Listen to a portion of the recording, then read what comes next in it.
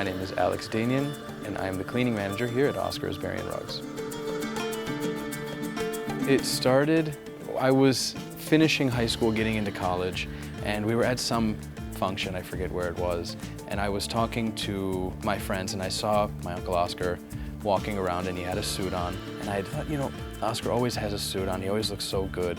I want to work for him. And I walked up to him, and I said, Uncle Oscar, you know, we were talking a little bit, and I said, I want to work for you. He says, okay. He pulls out, here's my card. Send me your resume, and I'll think about it. And he gives me a call. He says, okay, I'll let you work 1 day a week on Saturdays. And I was flipping rugs. And I kind of thought, man, can I get a full-time job? Can I maybe work my way up a little bit? And I was flipping rugs for a long time.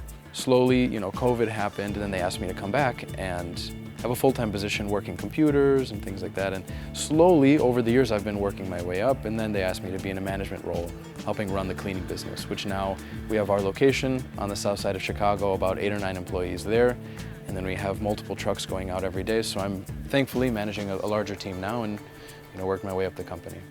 So I've been with Oscar Isberian Rugs for about 6 years now. I hadn't always envisioned going into retail. I actually went to school for politics. My first impression was this is a lot busier than I thought it would be. At Oscar Isberian Rugs and selling high-end products, there's so much that goes into each step, all the way from ordering it from India, to bringing it here, to caring for it, to making sure that we have everything right down to the T. I didn't realize how much goes into it, because you think it's a rug business. You walk in, you buy the rug, you leave.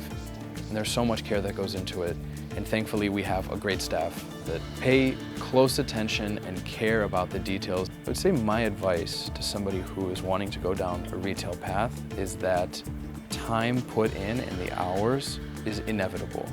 That you will be tested a lot on times when you don't want to work.